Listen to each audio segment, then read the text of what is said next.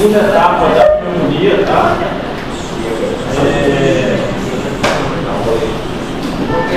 Pneumonia não é um tema pequeno, é um tema grande. Vocês viram que a aula passada a gente falou de pneumonia da comunidade, né?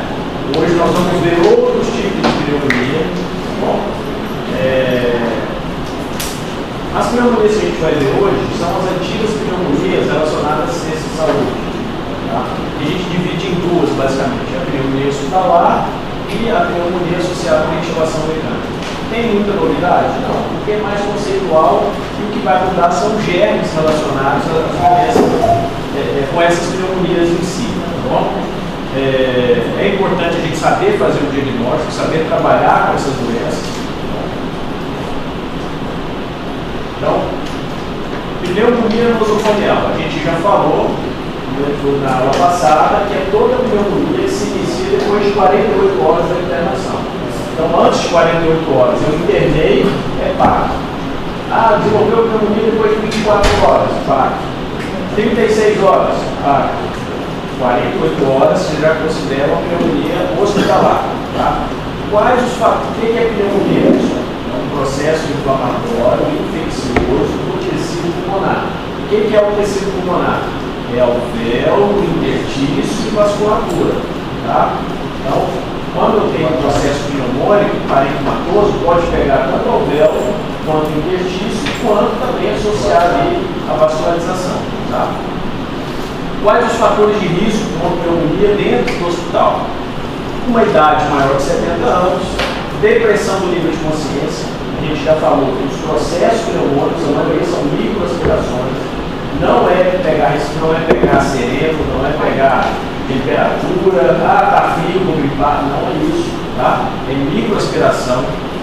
Desnutrição, pneumonia crônica, existe esse termo, pneumonia crônica? Alguém já ouviu falar? Na verdade, são pneumopatias crônicas. Por exemplo, a fibrose cística é uma doença pulmonar crônica que faz infecções de repetição. O pessoal fala, fez pneumonia crônica. Na verdade, é uma pneumopatia crônica onde a pessoa faz pneumonia de repetição. Tá? Síndrome de desconforto respiratório agudo, cirurgia torácica abdominal, aqui ó, macroaspiração, que seria óbvio o que a gente vê, né? As sinusopatias e as doenças neuromusculares.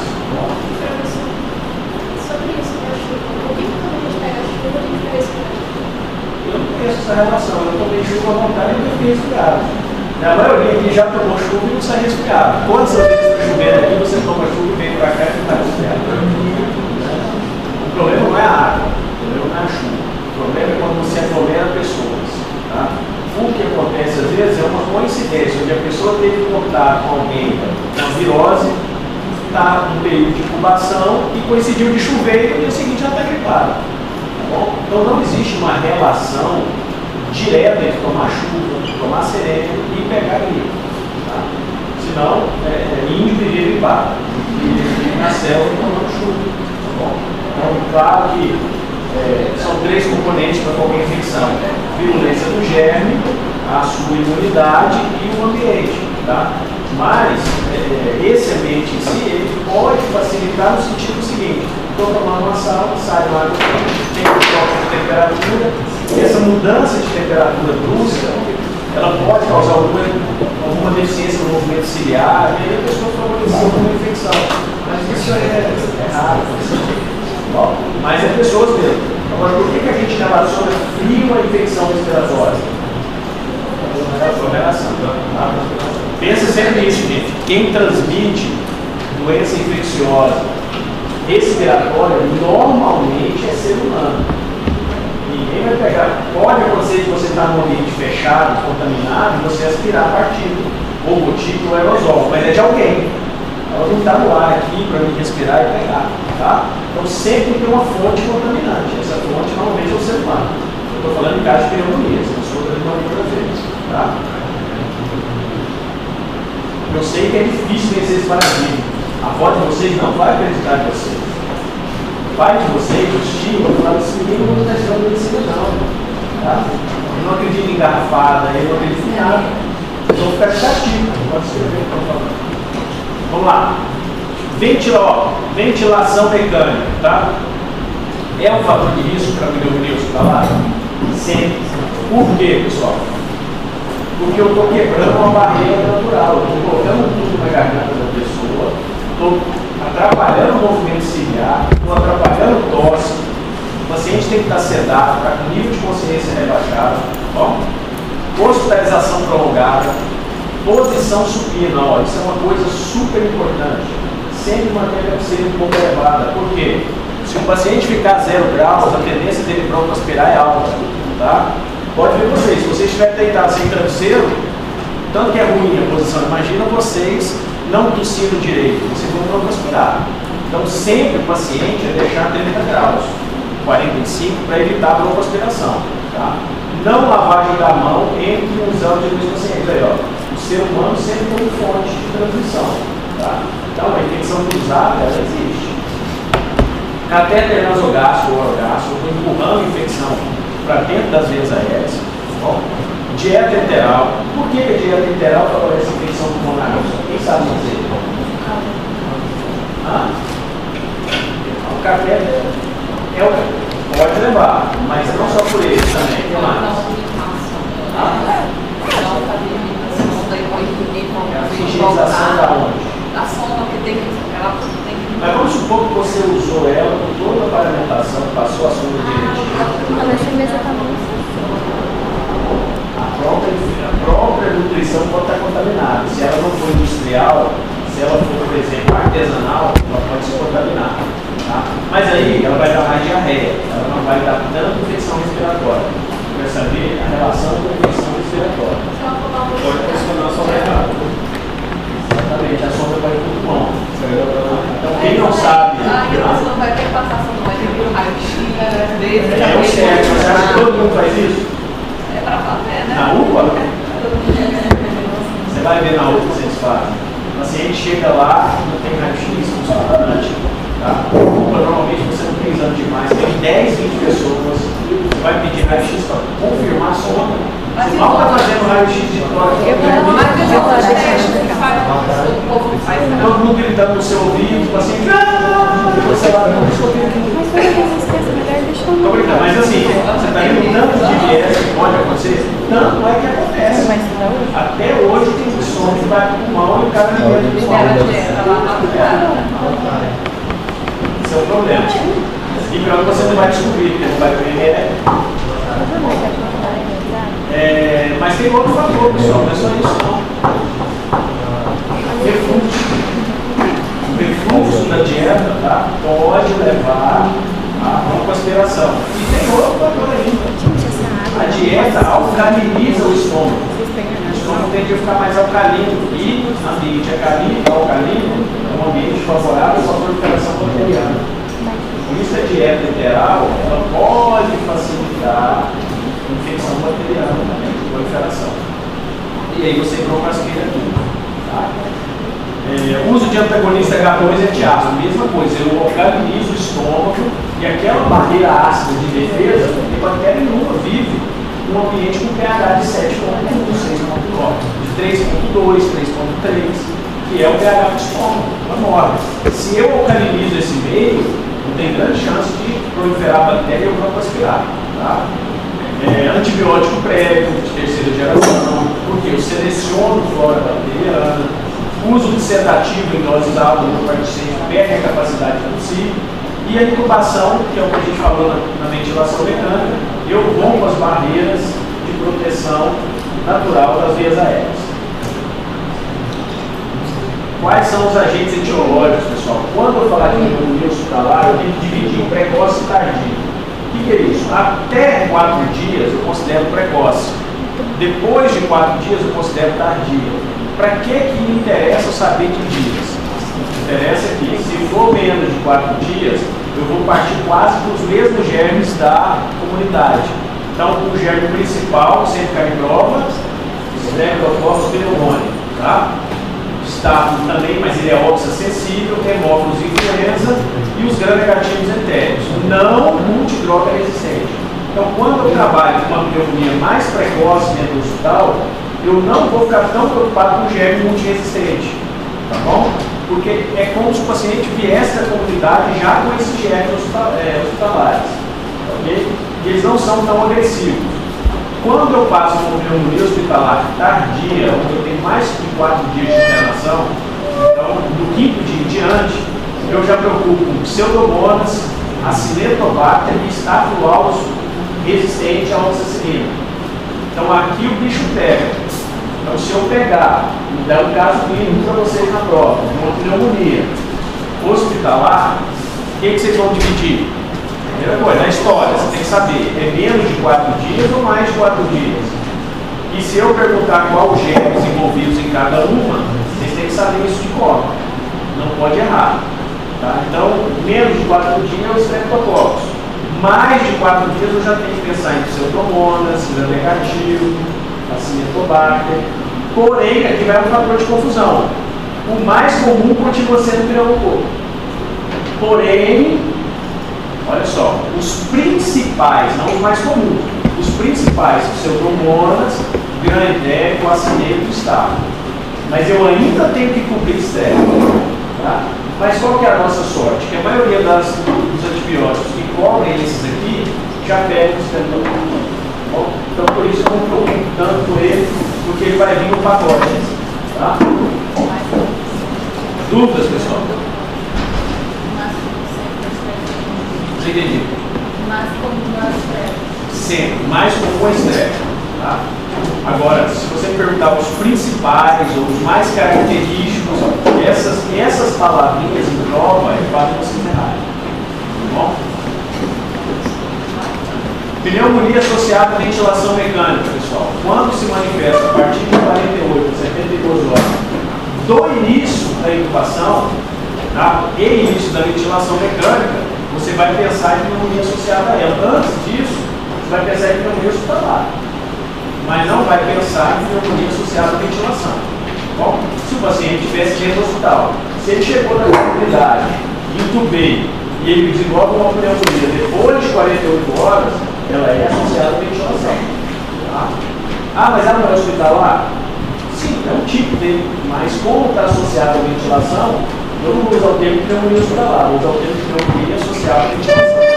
Ah, isso é conceitual. Principal agente, qual que é, pessoal? Pseudomonas aeruginosa, tá? Os outros, basicamente os mesmos das pneumonias precoces. Então, na verdade, eu tenho que englobar os pseudomonas, mas eu basicamente vou tratar todos os outros. É aquilo que eu falei para vocês. A maioria dos antibióticos que pegam os pseudomonas, eles pegam todos os outros para trás. Tá? Porém, se eu usar uma ceftriaxona, por exemplo, que só pega os lá de trás, esses mais comuns, não pega pseudomonas. Então ele não serve como pneumonia associada à ventilação mais tardia. Tá bom? Entendeu? Vocês tiveram farmácia? Antibiótico? Vocês já são craques no antibiótico, não é isso?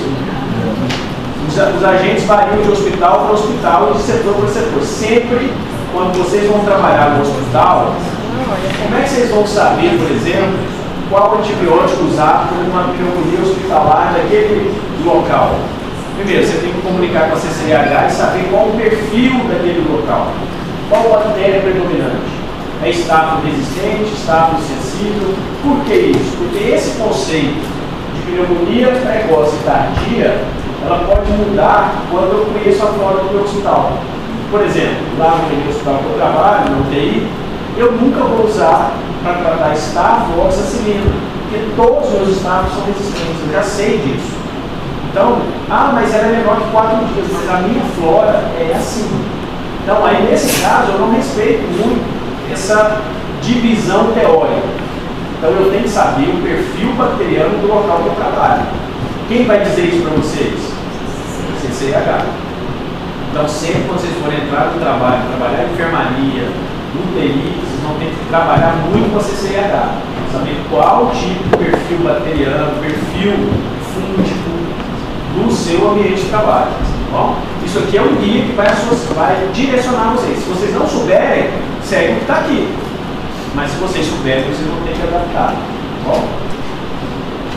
Então, para a pneumonia associada à ventilação, tá, o tempo de permanência no aparelho com o tubo É o fator mais importante da infecção. Quanto mais tempo o paciente ficar entubado, maior o risco de fazer pneumonia associada à ventilação. Então aqui vai uma perguntinha capciosa para vocês. Quando que eu começo a pensar em extubar meu paciente quando eu entubei ele? Acabei de entubar. Quanto tempo depois eu já começo a pensar em tirar o tubo? Antes das 48. Quem chuta mais? 72, né? Quase ganhou. Quem mais? 62. 62. 46. Fechou. Ninguém ganhou. É o seguinte, na hora que eu entubei, eu já estou pensando o seguinte, será que eu posso entubar ele em 2 horas? Então, quando eu entubo o paciente, eu já penso o seguinte, eu quero entubar esse cara o mais rápido possível. Se é 12 horas, se são 6 horas, se são 24, vai depender da condição clínica. Mas se perguntarem para você, quando que você pensa, é na hora.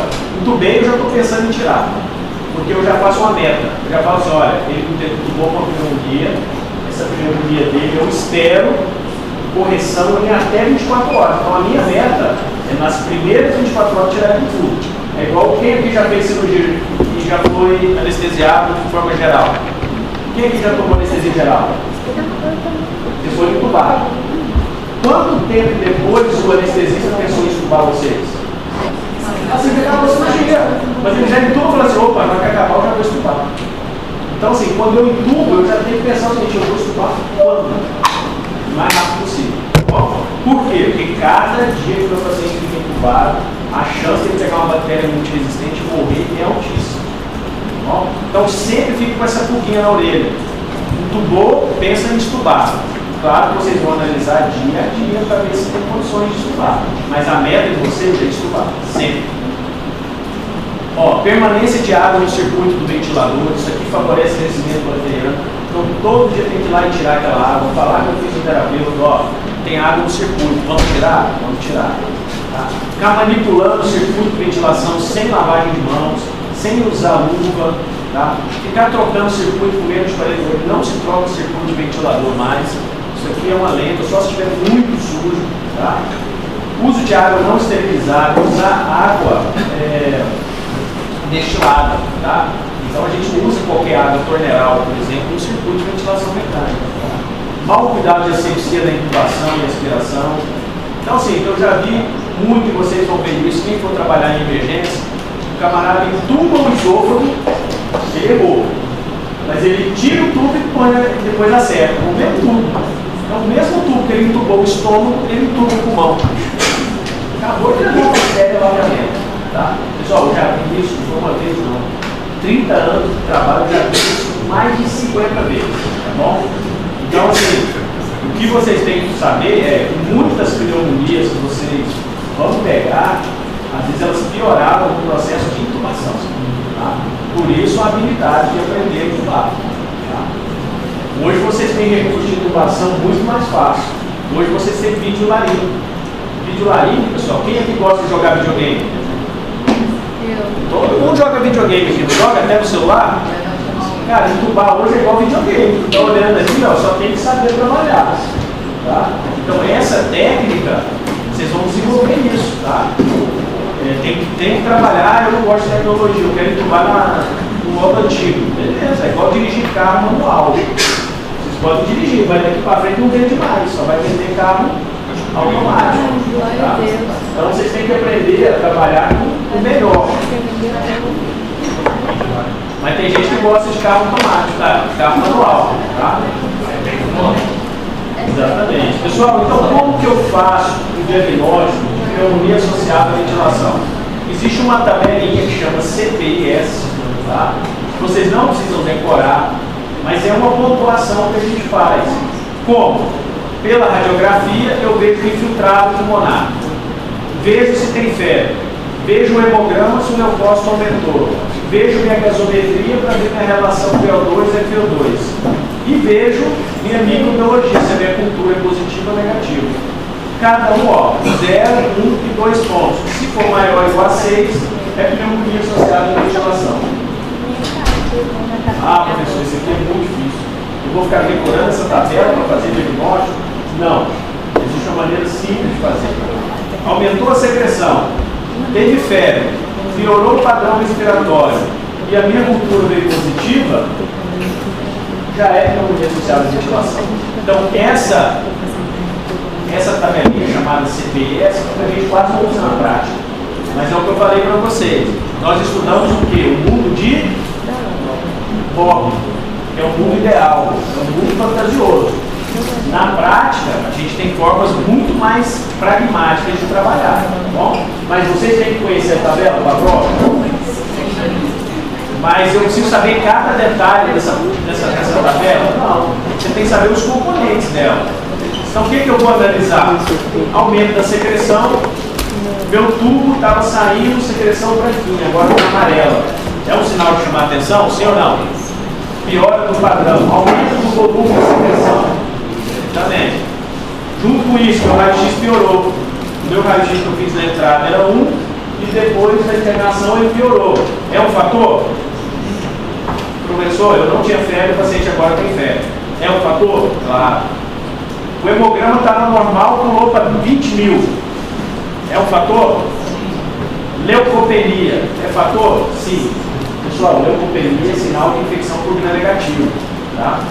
Então não é só viral, tá? Leucopenia. Às vezes a bacteriana dá também. Tá?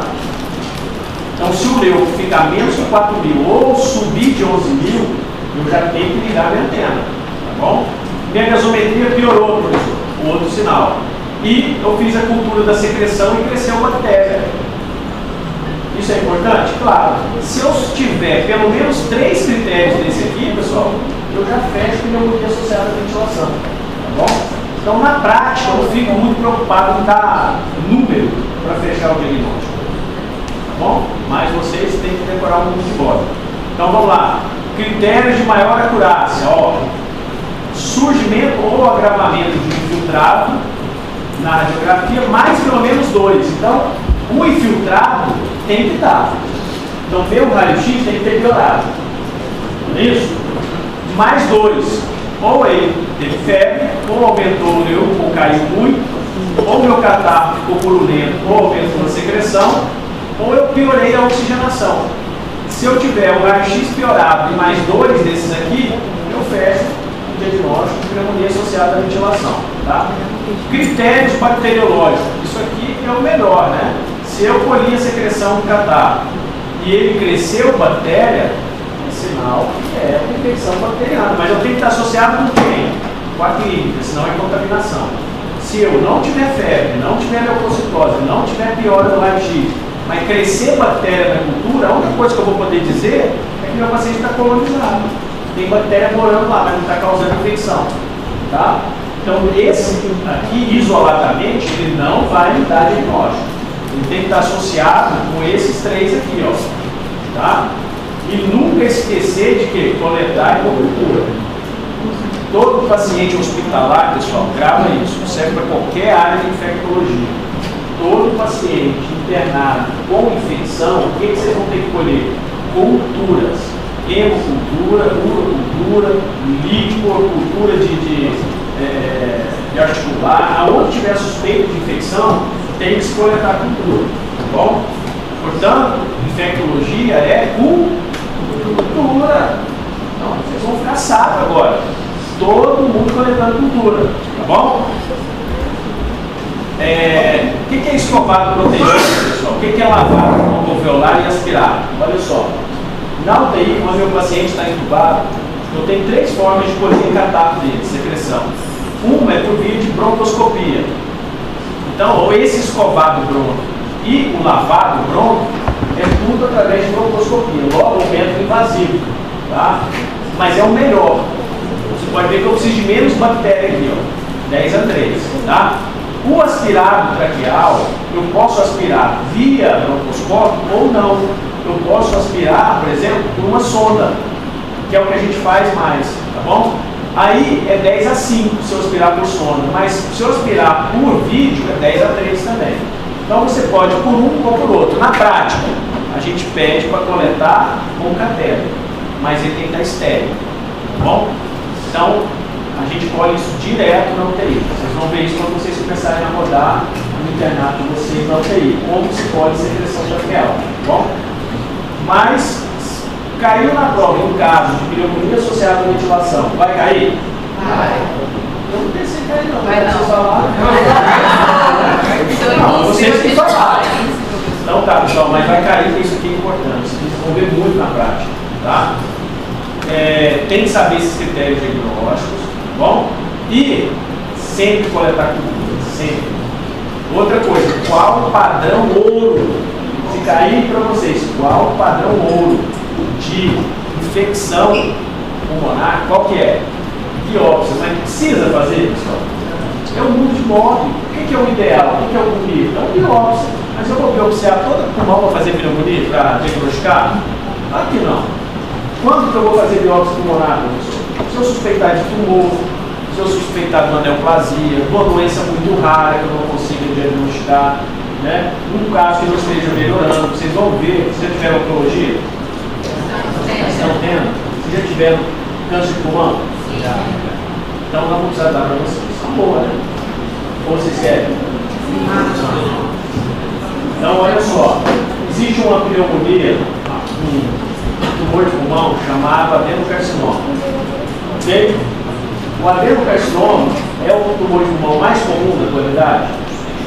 Ou é o carcinoma epidermóide?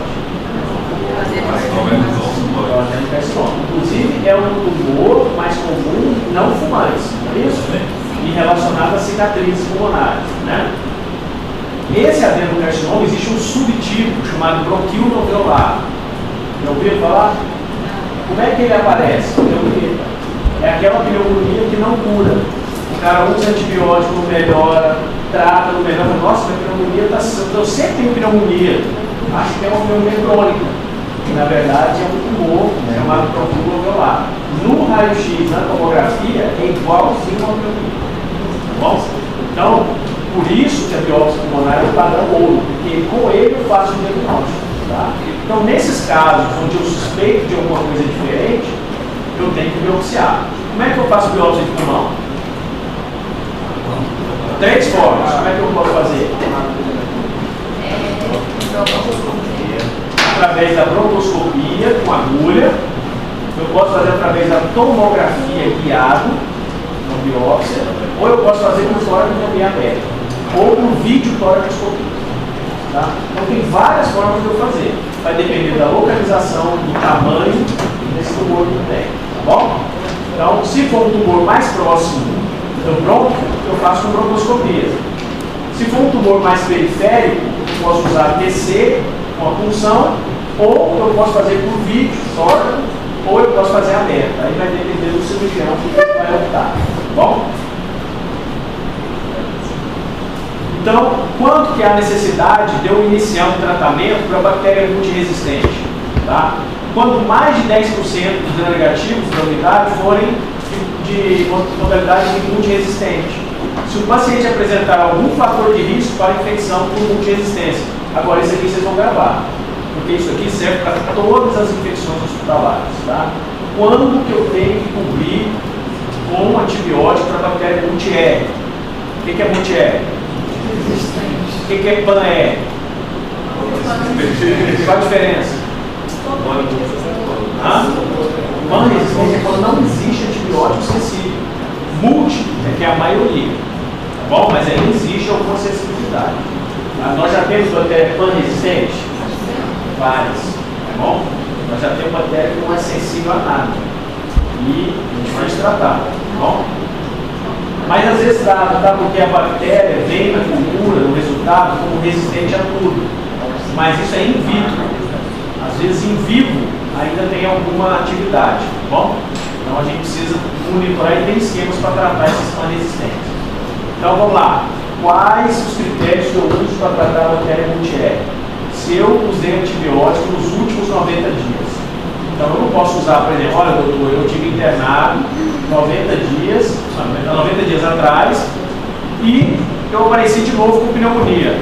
Então eu vou te passar uma azitromicina, é assim? Não. Se esse camarada usou antibiótico há 90 dias, ele já tem chance de ter multi-R. Aí você vai fazer uma anamnese, vai ter um quadro clínico, mas você já vai pensar em pegar o quê? Um germe mais agressivo. Então, você não vai usar, por exemplo, o bezetacil, pelo amor de Deus, né? Eu já vi ele tratando pneumonia de bezetacil. Choque séptico no momento da pneumonia. Então, o cara abriu com a pneumonia com choque séptico, ela já é gravíssimo, sinal que o germe é de multiresistência. Bom? Síndrome do desconforto respiratório que precede a pneumonia. Então, se o cara abriu um quadro com síndrome do desconforto respiratório e eu não sei a causa, tá? E depois ele aparece com pneumonia, eu tenho que cobrir germe multiéreo. Pneumonia associada com ventilação ocorrendo após 5 dias ou mais, é aquilo, tardia. Toda infecção tardia hospitalar eu tenho que pegar germe multiéreo. Não adianta eu ser bonzinho. Ah, sou econômico, não vou gastar dinheiro. Vai morrer. Olha, eu aprendi a usar antibióticos muito fortes. Não existe antibiótico forte e fraco? Não. Forte é a pessoa, fraco também. O antibiótico, ou ele tem a potência desejada, ou ele não tem. Tá? Então, esse negócio, quem fala antibiótico é forte, é o povo, né? A mulher adora falar isso. Esse antibiótico é forte? Nossa, ele é musculoso. Esse aí vai. Não é. Fala assim, não, ele é potente. Tá? Ele é eficaz. Necessidade de terapia substitutiva. Então, toda pneumonia que o cara evolui para a insuficiência renal, também é pneumonia grave. Tá? E aí eu tenho que abraçar o que? Uma multiresistência. Então, esses parâmetros, pessoal, vocês têm que gravar. Por quê? Porque na hora que eu der um caso clínico, tá? E eu contar uma historinha, paciente evoluiu para a insuficiência renal, paciente abriu um quadro do choque, paciente usou antibiótico 3 vezes, aí eu ponho a opção de tratamento, ampicilina, vocês vão marcar? Só se for doido. O que vocês vão marcar? Se tiver ceftazidima, vocês vão marcar? Cefepima, vocês vão marcar? Hiperacilina tazobactam? Imipenem? Meropenem? Astreonan? É um monobactâmico. Vocês não ouviram? O astreonan é um monobactâmico. Ele é um análogo dos carbapenêmicos, só que ele só pega gram negativo, ele não pega nenhum gram positivo. Esse é um problema. Mas e outra, hoje já tem muita resistência a ele, então a gente não usa não. Tá bom? Polimedicina B, usa sim ou não? Sim. Polimedicina também pega pseudomonas, pega estenotrofomonas e pega cimetobacter. Tá? Oi? Farmacêutico liberal. Farmacêutico liberal. Ou CCLH, né? Mas se você justificar com um desses aqui, eles têm que liberar. Senão você fala assim, eu vou jogar na tua conta a morte desse cara aqui. Aí fica com medinho de chegar e liberar. Tá? Você tem que saber aterrorizar. Professor, você pode colocar essa parte que vai crescer. Iniciar, sim. Então aqui, pessoal, ó, uma dúvida importante da colega. Eu só inicio o antibiótico depois que eu coletar as culturas. Porque se eu iniciar antes, eu vou falsear a cultura. Aí entra um detalhe importante que eu queria falar para vocês. Professor, minha cultura, eu não tenho material para coletar. Olha, eu estou num local que eu não consigo coletar minival, por exemplo. Eu vou deixar de iniciar o antibiótico? Não, porque vai morrer. Então, assim, em quanto tempo eu tenho para iniciar o antibiótico? Eu falei isso para vocês na aula de pneumonia comunitária. 1 hora. Pessoal, cada atraso que eu fico depois dessa 1 hora, a chance do meu paciente morrer aumenta exponencialmente. É igual coração com fibrinólise ou angioplastia. Pensa nisso. Infecção. Passou de 1 hora de atraso de antibiótico, seu paciente vai morrer de infecção. Tá? Eu vi isso aonde? Uma menina de 22 anos, no João Paulo, com infecção no trato urinário. Ela passou na UPA, passou no Adelaide, passou não sei aonde, não trataram ela como DNV. O que é DNV? Distúrbio neurovegetativo. Ah, não, ela está de manha. Ah, não, ela é novinha, está chorando, levou para o lado emocional.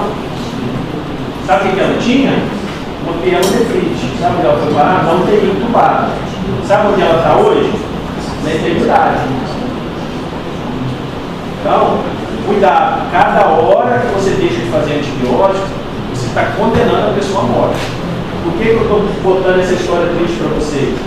para vocês nunca atrasarem o início de antibióticos. Também não estou induzindo o uso indiscriminado, mas vocês têm que saber fazer o diagnóstico, desconfiar e sempre coletar cultura antes. Porém, na impossibilidade de coletar cultura, iniciar um antibiótico. Professor, a impossibilidade aí eu quero, não, olha, eu estou com a polícia aqui dessa cultura, pelo amor de Deus, ela vai voltar aqui. Vou iniciar antibiótico. É assim? O ideal é sempre pedir cultura. Então, suspeitou de infecção urinária, o que vocês vão fazer? EAS mais urocultura, sempre.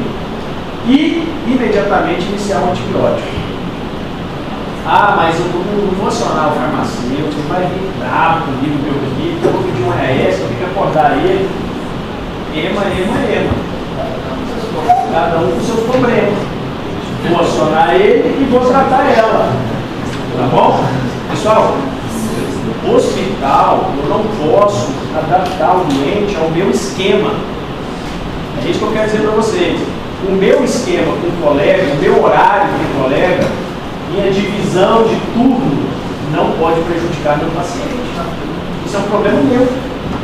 Entendeu? Se eu estou cansadinho, se eu estou bravinho, briguei com o namorado e vou dar plantão, o problema é de vocês. O paciente não tem nada com isso. Não vou deixar de coletar o cultura. Não vou coletar porque depois ela vai voltar aqui, eu vou ter que fazer. Não, negativo. Peça cultura, peça o EAS e inicie o antibiótico. E você vai orientar o seguinte, você vai começar a tomar depois que coletar a cultura. Ah, eu só vou coletar essa cultura daqui 5 dias porque eu moro no interior, em Cujubim. E lá eu não consigo ter um laboratório. Então você inicia o antibiótico e depois você vai coletar a cultura, mas eu já vou saber que você já iniciou. Tá bom? Nesse caso específico, eu não espero o resultado. Coleta e já começa a... E aí depois você corrige. Se for resistente ou sensível ao antibiótico que você deu, você vai usar conforme a cultura vai te dizer. Porque a cultura ela vem com o antibiograma. Ela vai te dar, olha, esse antibiótico é sensível, esse é resistente, esse e tal.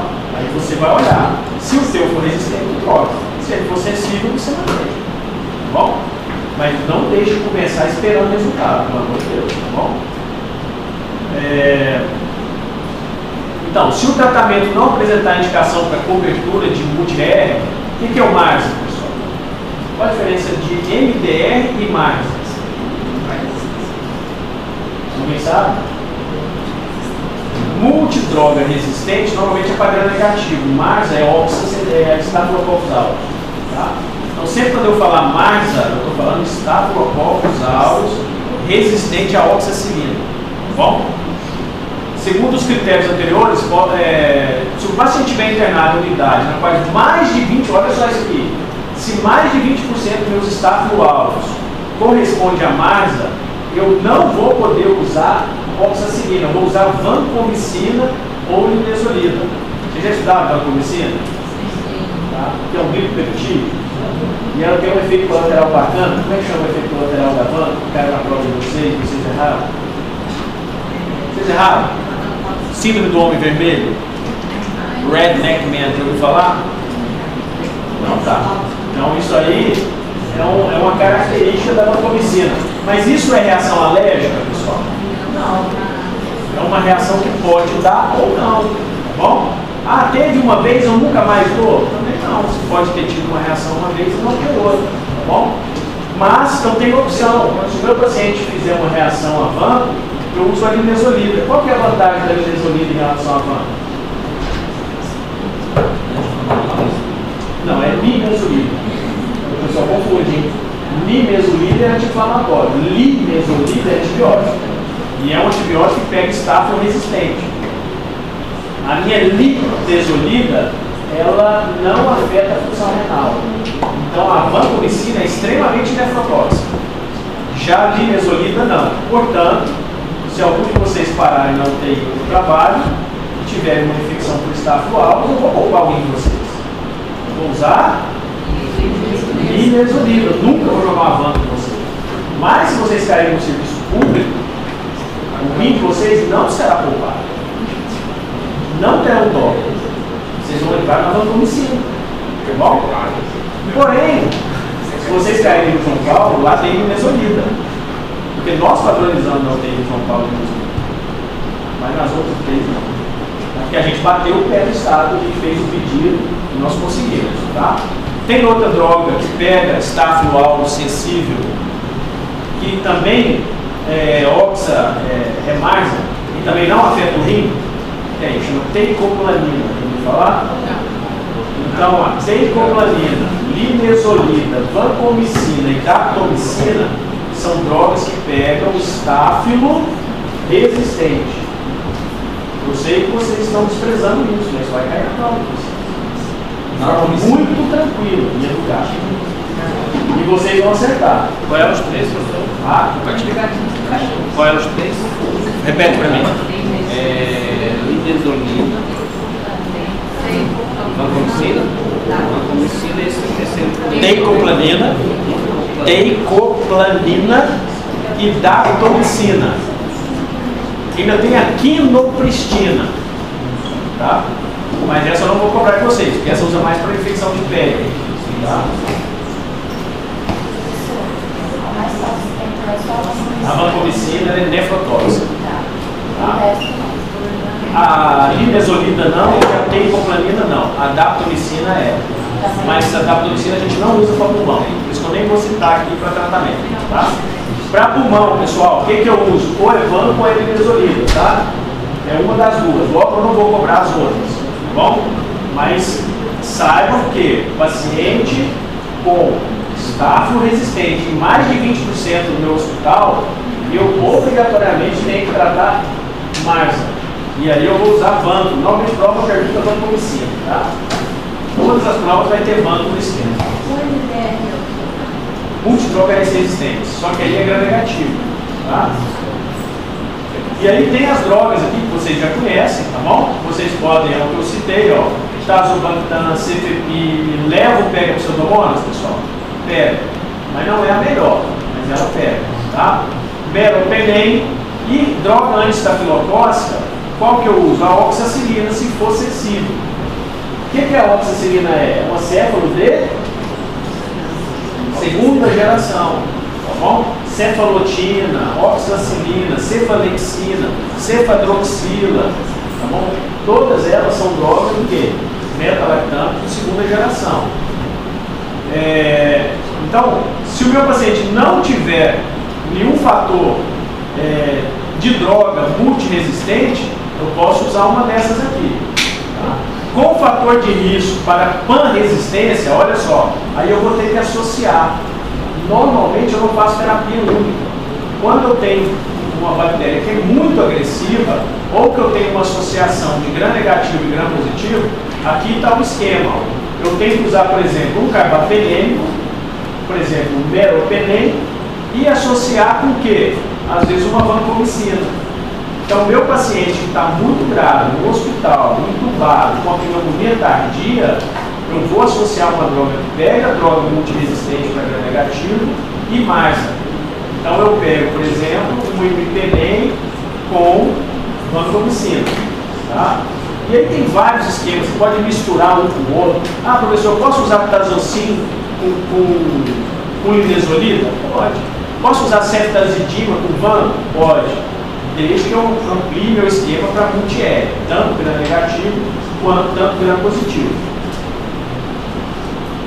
Pessoal, tranquilo com relação ao como está lá? Eu sei que não tem dúvida, mas se eu perguntar na prova, eu não quero nome de antibiótico, eu vou perguntar classe. Tá? Por quê? Porque não tem um antibiótico que seja melhor que o outro, vai depender do caso, vai depender das culturas que eu tenho, do meu perfil bacteriológico. O que vocês têm que saber é que toda pneumonia hospitalar, eu tenho que estar com pseudomonas na cabeça e estáfilo resistente na cabeça. O restante, o meu antibiótico que eu usar vai pegar. Agora, se eu pegar uma pneumonia precoce hospitalar, onde meu paciente ainda está estável, não está entubado, eu não preciso pegar pseudomonas. Eu posso usar, por exemplo, uma ceftriaxona associada a uma levofloxacino, tá? Ou uma ceftriaxona associada a uma claritomicina. Então, eu vou tratar como se fosse uma pneumonia da comunidade mais grave, tá bom? Isso na precoce. Na tardia, eu sempre vou associar antipseudomonas e anti-MRSA, de acordo com o perfil do meu hospital. Eu quero saber se ficou dúvida, pessoal. Agora é a hora do choro. Depois não adianta chorar.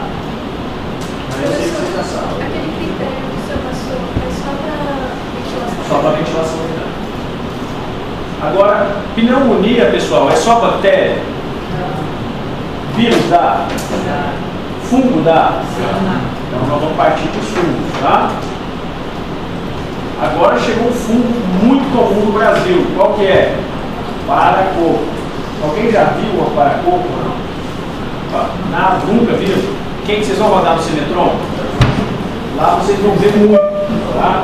Paracoco lá, a gente pega de montão. Tá? Aonde que dá muito esse fungo? Pessoal, ele é um fungo dimórfico. Ele vive em vários ambientes. E ele tem duas formas, ou ele é em forma de hifo ou levedura. Tá? No ambiente, normalmente ele é em forma de hifo. No corpo, com temperatura mais alta, ele é em forma de levedura. Tá bom? E como que você pega ele? Uma pessoa que tem paracoco passa para outra? Se eu espirrar e eu estou com paracoco, vocês vão pegar gotícula, aerosol? Sim ou não? Vocês vão aspirar fungo, sim ou não? Vamos dividir. Levanta a mão quem acha que sim. Quem acha que não? Quem não acha nada? Pessoal, não se pega de pessoa para pessoa. Tá? Você pega no ambiente. Portanto, não tenha medo de paciente com paracoco, não tem problema nenhum. Tá? Não precisa isolar. Não vou isolar esse paciente. Como que você inala? Tá? Em atividade agrícola, tá?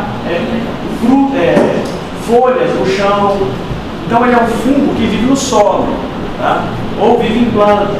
Então não é uma aspiração de pessoa para pessoa. Tá? E é mais trabalhador rural. Você não vê que quem pega paracoco normalmente é o camarada que trabalha em fazenda, trabalha no mato. Essa é uma epidemiologia que vocês vão ter que colher na história. Porque ninguém vai olhar uma radiografia e falar é fungo. Só se ele for mandinar. Olhou e, nossa, é fungo. Estou vendo um paracoco aqui.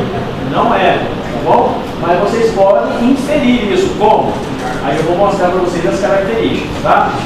A maioria dos contaminados não desenvolve a doença. Outra coisa, se eu fizer uma reação de paracoco na pele de todo mundo aqui, a maioria vai ter, sabia? Porque todo mundo aqui algum dia foi na fazenda, foi no mar, e já entrou em contato com o paracoco, mas não desenvolveu a doença. Por quê? Porque a imunidade está intacta, graças a Deus, né? Tá? Então não existe transmissão interpessoal. Como que ela apresenta? Vamos lá. Forma aguda e subaguda, também chamada de tipo juvenil. 10% dos casos, geralmente menos de 30 anos. Nossa, mas o menos de 30 anos é juvenil? Não, mas envolve 10, 11, 12 anos, tá bom? Até 30. Então, o que o paciente faz? Qual a clínica? Quem aqui já ouviu falar de mononucleose infecciosa? Na IPEC, se estiver lá, o Renato falou, qual o vírus que dá mononucleose na sua grande maioria? Tem outros, então? Tem, citomegalo, né? Doença de Chagas, qual outro que dá? O HIV na sua fase aguda, xistossomose aguda, e apresentar para vocês o paracoco agudo. Ele pode dar uma síndrome igualzinho à mononucleose-like, tá? E o que é o mononucleose-like? Você tem adenomegalia generalizada e hepatospleno, tá? Então, fígado baixo aumenta. E febre, perda de peso, adinamia e sintomas gerais. O que vai chamar a atenção de vocês é uma exposição rural e uma adenomegalia, por exemplo, uma semana depois, 2 semanas depois, com febre, perda de peso. Todo mundo vai pensar, será que não é uma mononucleose? Mas ele não tem nada, cara. Então, com a epidemiologia favorável, vocês começam a pensar no diagnóstico. Agora, qual a forma que vocês mais vão ver, se é que vão ver, e se foi no Cimetron? Forma crônica. 90% dos casos, geralmente em homens acima de 40 a 60 anos. É um quadro pulmonar arrastado, tá? Parecido com tuberculose. Então é uma tosse produtiva, falta de ar, febre e linfadenopatia comum. Então não diferencia muito de uma tuberculose, pessoal. Inclusive, é uma doença granulomatose. Tá? Todo fungo causa granuloma, na sua grande maioria das vezes. Então a clínica é muito parecida, é um diagnóstico diferencial com o TB. Pessoal, você pode ter certeza que tem muito caso de paracorpo aí que é tratado como pneumonia, tá? E o pessoal não pensa no diagnóstico. Só faz o diagnóstico quem pensa. Quem não pensa nunca vai fazer. Quem não conhece, né? Agora, o que vai chamar a atenção na clínica? Primeiro, lesão cutânea e mucosa. Quando ela é crônica, normalmente eu vou ter lesão de mucosa, boca, nariz, tá? Porque o paracorpo ele tem uma predileção por cartilagem. Então ele deforma, por exemplo, a asa do nariz, ele pega o palato, ele faz lesão na língua, na bochecha, tá bom? E na pele também, pode ter pápula, pode ter ictima, então tem vários tipos de lesões, tá? Você tem lesão no sistema nervoso central, que chama paracoccidioidoma. O que é isso? É como se fosse um nódulo no cérebro, diagnóstico diferencial com tumor, com tuberculose cerebral, biópsia é indicado, tá? Pode evoluir para doença disseminada em imunodeprimido. Onde vocês vão ver muito paracorpo disseminado? No HIV. Por quê? Porque normalmente ele já tem a exposição, caiu a imunidade e faz a forma generalizada. Nós vamos ver como que essa forma generalizada é. Tá? Agora, olha o raio-x para vocês pensarem na doença. Professor, eu vou olhar e já vou falar não. Vocês vão falar parece. Pode ser. Vamos ver a história. Tá? Então, é um infiltrado perilar em asa de borboleta. Tá? O que parece? Se vocês estudaram alguma doença, asa de morcego também, ou borboleta, pode ser. Qual doença que dá uma bem parecida com isso aqui? O edema agudo dá em asa de morcego e asa de borboleta. É um diagnóstico diferencial.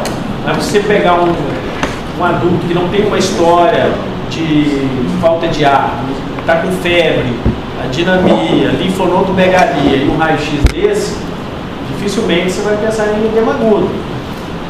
Mas é um diagnóstico diferencial. Outro. Linfoma. Linfoma pode dar qualquer coisa, né? Entra. Pode ser. Mas não só isso, mas vamos lá. É um diagnóstico também. Mas tem um mais clássico. Quem já estudou pneumocistose? O HIV? Vocês já fizeram HIV? Tiveram aula? Sim ou não? Não? Tem festa ainda não. Tá? Provavelmente vocês vão ter aula de HIV. Vocês vão ver que uma das doenças oportunísticas é a pneumocistose. Tá? Que é causada por um fungo chamado Pneumocystis jirovecii. Ele causa uma lesão idêntica a essa. Logo, para a gente resumir, o meu raio-x de paracorpo é infiltrado, perilar, portanto central, ele é mediano, simétrico, bilateral em asa de morcego. Se caiu uma infecção com um raio-x desse padrão, com a epidemiologia favorável, pode marcar que é, tá bom? Pode cavitar, pessoal, igual TB? Pode. Causa fibrose no pulmão? Também pode causar a longo prazo, tá? Laboratório, inespecífico. Mas tem uma coisa que chama atenção no paracorpo que eu quero que vocês marquem o asterisco. Ele é a causa secundária mais comum de insuficiência adrenal crônica. Então, ele tem uma predileção pela adrenal. Por quê, professor? Não sei, ele ama adrenal. Amor incondicional. Tá? Ele escolheu a adrenal e ninguém sabe explicar por quê. Talvez por algum receptor hormonal, alguma coisa nesse sentido. Mas ele consegue destruir a adrenal. E isso aqui é uma pista para vocês fecharem o diagnóstico. Tá? Cara com lesão pulmonar crônica, vocês não descobrem a causa, e ele faz uma insuficiência adrenal, vocês vão marcar o quê? Tá? Então, olha aqui o quadrinho para vocês gravarem. Um quadro pulmonar, parecido com TB, mais lesão cutânea. TB dá lesão cutânea, pessoal? É raro. Olha, essa lesão cutânea é uma TB. O cara é mágico, né? É raro. Bom, nem dermato formado por Harvard vai olhar uma lesão e falar, isso é TB, tá? Porque não é característico. E essas lesões cutâneas mucosas em morador rural. Então é igual a, isso aqui é matemática, pessoal. A mais B mais C é igual a B. Tá? Matemática básica. Então, quadro pulmonar parecido com tuberculose, cavitação. Agora, infiltrado pele lá em asa de morcego parece um TB, pessoal? Sim ou não? Claro que sim. Ué, e TB miliar? É difuso, mas ela pode ser asa de borboleta. Pode ser. Esse meu paciente não é HIV, Mas TB só dá em HIV? não, mas A miliar dá em criança. Criança tem HIV. Não, você pode pegar um idoso, por exemplo, que tem uma imunidade um pouco mais baixa e ela apresentar com miliar. Quando, pessoal, que TB ela dá cavitação? Você está TB já? A TB primária, ela dá cavitação clássica? Ela dá o quê?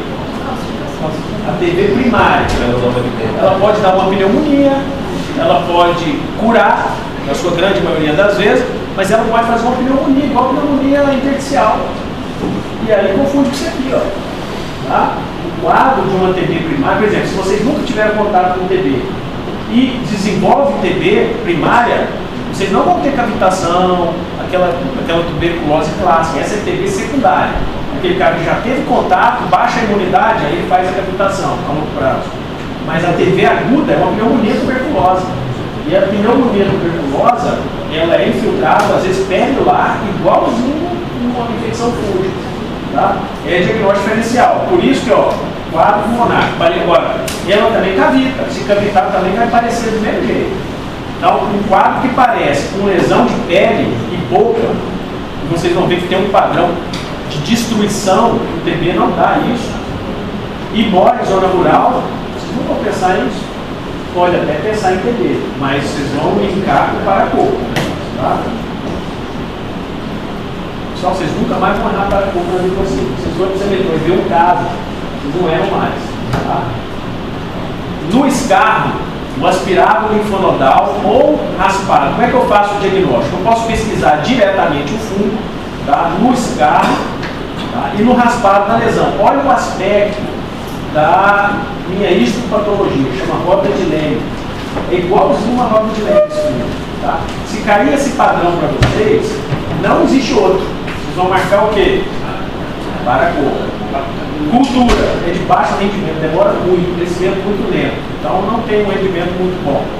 Se os resultados forem negativos, biópsia. Agora, qual que é o padrão que a gente usa mais? Sorologia, IgM e IgG. ELISA, imunodifusão. Tá? Então, a sorologia a gente usa bastante. Tá bom?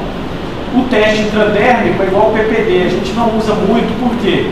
Porque a tendência é não saber se é uma infecção antiga ou nova. Então, assim, é só para saber que você teve contato. Então, se eu quiser saber se todo mundo aqui já entrou em contato com o paracoco, eu faço essa reação aí. Tá? É igualzinho o PPD. Mas a gente nem usa mais. Tratamento. Duas fases. Eu tenho o ataque e a manutenção. Tá? O ataque, pessoal, eu faço ela. Se ela for grave, eu faço o anfo-B. Se for estável, paciente não grave, eu vou usar itraconazol. Tá? Então, quais são as duas drogas que eu uso? Anfo-B, se for grave, e se não for grave, itraconazol. Bom, a anfotericina, qual que eu uso? Anfo-B lipossomal. Por quê? Porque ela não afeta os rins. A anfotericina B ela é nefrotóxica, ela tem muito efeito colateral. A anfo-B lipossomal, que é mais cara, só tem no Semetron, não tem em outro lugar. E esse mesmo, às vezes, ela falta. A gente tem que usar convencional. Mas, no geral, é a anfo-B lipossomal. Tá bom? E droga de escolha, itraconazol com a manutenção. Então, se eu comecei com a grave, iniciei a anfo-B, eu mando para casa com itraconazol. Certo? Pessoal, eu tenho opções. Professor, eu não gosto de itraconazol, tenho antipatia dessa droga. Por quê? Eu nunca usei. Mas eu sei usar o Bactrim. Posso usar o Bactrim? Posso, pode manter ele também. O importante é que vocês vão usar no mínimo por 1 ano. O tratamento do paracoco é de 6 meses a 24 meses. Professor, mas como é que eu vou saber? Pela clínica, se o paciente melhorou, vocês vão avaliando, vendo se tem remissão do quadro. Bom, então a clínica vai dizer, mas o tratamento é longo, de 6 a 24 meses, tá bom? Sendo que Anfo B eu uso para caso grave, itraconazol é escolha para casos não graves. E eu tenho como alternativa o Bactrim. A gente tem que fazer no mínimo 6 meses. No mínimo 6 meses. Se o paciente melhorar nesses 6 meses, eu paro. Você dá parabéns para ele, fala, o senhor é um cara fera, nós vamos continuar por 6 meses, tá bom? Por quê? Porque pode haver fontes do vírus, santuários que ele está guardadinho, pode reativar. Aí eu reavalio, se depois de 6 meses ele estiver estável, não tem mais nenhuma lesão, pode parar, tá bom? Resumindo, no mínimo 6 meses. Tá? Eu nunca vi ninguém tratar por menos de 1 ano. Por segurança, todo mundo trata humano. Tá? Mas a literatura coloca 6 a 24 meses. É a dose de ataque e essa dose de Isso. saber o... Não, sabe por que não? Porque normalmente, pessoal, vocês não vão tratar isso no dia a dia de vocês. Quem vai tratar é o infecto. Vocês têm que saber a droga. Tá? Por exemplo, adianta vocês saber que itraconazol é 200 mg 2 vezes ao dia. Ah, Anfo B, você tem que saber que você vai pegar 2 ampolas de 1.500 de soro, correr em 2 horas. Isso aí vocês vão pegar na prática, no dia a dia. Eu não vou cobrar isso de vocês. Mas vocês têm que saber a droga. Qual é a droga de escolha, quando eu uso e quando eu deixo de usar e os efeitos colaterais que ela pode ocasionar. Tá bom? Então, por exemplo, itraconazol, que é um imidazole, que é um antifúngico. Quais os efeitos colaterais que eles podem causar? Os antifúngicos, vocês tiveram farmácia? Como é que chama então? Hepatotoxicidade e interação medicamentosa. Então, todas as medicações que são metabolizadas pela P450, eles podem diminuir o efeito ou aumentar o efeito. Então, vocês têm que saber isso. Anfo B, nefrotoxicidade, distúrbio eletrolítico e artralgia. E arritmia cardíaca. Então não é uma droga para se fazer fora do hospital. Olha, eu vou te mandar para casa com Anfo B, aí pede lá alguém para te aplicar e depois que eu morrer, eu mando alguém para te ensinar o óleo. Não faça isso. A dose de ataque vai ser do vitamina B e aí Do grave. do grave.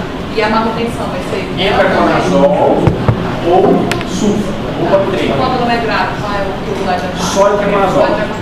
Normalmente você começa com 200 de 12 em 12 e mantém 200 uma vez. Então, por exemplo, os primeiros 3 meses eu faço 200 de 12 em 12 e nos meses subsequentes eu faço 200 uma vez ao dia por um ano. Quando esse paciente grave, quanto tempo por esse paciente? Até 24 meses. Anfo B eu Não, posso... de ataque. Até Tá. Eu uso em torno de 10 a 15 mg por quilo, podendo acumular 25 mg por quilo. Acumulou essa dose, eu não passo mais. Quanto tempo eu uso isso? Normalmente 4 semanas. 4 a 5 semanas eu uso o Anfo B. Depois disso, aí eu passo para oral. É quase o tratamento da criptococose, vocês vão ver também. Bem parecido. Só que a cripto eu mantenho com fluxo. Tá? Professor, você falou que causa Artralgia. e a itraconazol é só hepatotoxicidade. Hepatotoxicidade e interação medicamentosa. Tá? Pessoal, aqui está a radiografia clássica. Olha só. Vocês estão vendo o infiltrado aqui, ó, em asa de borboleta ou asa de morcego? Pega mais hilo pulmonar, até a setinha aqui. Agora, professor, eu não consigo enxergar asa de borboleta não. Estou vendo mais é uma asa de avião aí. Não sei, não estou enxergando nada. Mas tem asa. Pessoal, finge que acredita. Está no livro. Tá? Mas olha só, vamos lá. Como é que eu sei que é, pessoal? Olha o hilo aqui. Olha o hilo. Olha o hilo. Não está congesto esses 2 hilos aqui? Então, é um predomínio perilar. Não quer dizer que não tem infiltrado em outro lugar. Mas o predomínio é aqui, ó, terço médio. Tá? Por isso que eu falei que parece uma TB. Porque se eu pegar uma TB biliar e olhar esse aqui, não está tão diferente. Tá? Parece viral, exatamente. Parece mesmo. Por quê? Porque é um infiltrado do tipo intersticial. Pergunta? Se o cara tem captações da TV, ele pode colonizar essa captação? Pode. Toda cavitação ela pode ser colonizada por outro fungo, inclusive. Então vamos falar disso, o fungo que é a aspergilose. Tá? Mas aqui você tem que saber que o para-coco ele tende a poupar a base. Tá vendo aqui, ó? A base da pretinha, ó. Mas ela pega mais terço médio. E o ápice aqui não está tão congesto, tá bom? Olha a lesão da boca, pessoal. Então, isso aqui TB não dá. Tá? Então, essa lesão de mucosa oral é clássico da para-coco. Tá? E aí, olha na patologia, olha a roda de Lenz. Não parece uma roda de Lenz? Isso aqui é clássico, isso aqui chama estomatite moliforme de Aguiar-Cooper. Já ouviu falar?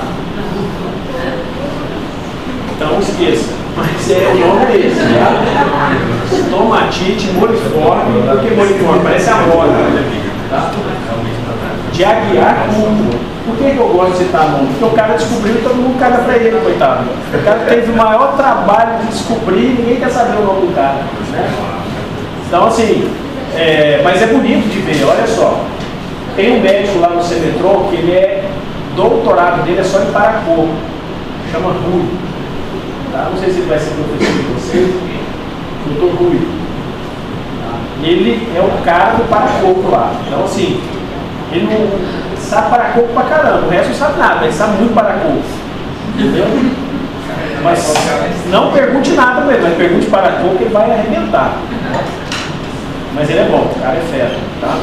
Pessoal, por que eu gosto de infecto? Porque minha esposa é infectologista. Se eu não souber, eu apanho em casa, eu tenho que conversar com ela, eu passo vergonha. Né? Então, assim, eu gosto de estudar infecto, eu estudo junto com ela, tá? Obrigado. É obrigado, eu não posso passar vergonha, não. Tô brincando, ela que me ensina. Histoplasmose, tá? Encontrado em lugares como caverna. O que é o bacana da histoplasmose? É a doença do pombo. Tá bom? Então, pombo e galinha, pessoal, é casa de histoplasmose. Então, quem gosta de frequentar galinheiro, tá? Gosta de ir lá assistir briga de galo, cuidado, histoplasmose pode estar presente lá, hein? Os fazendeiros do plantão aí, ó. Mantenha sempre limpo o galinheiro, tá? E quem gosta de aventura, esporte radical, cara fera, gosta de atravancar caverna, né? Pessoal, o risco de histoplasmose. E não é um risco virtual, é um risco real, tá? Então, quem gosta de ambiente fechado, onde tem morcego, a grande chance de pegar também histoplasmose, tá? E, detalhe, a histoplasmose, ela é uma doença traiçoeira, tá bom? Ela pode começar igualzinho para-coco, como uma gripe, um resfriado, e cronificar.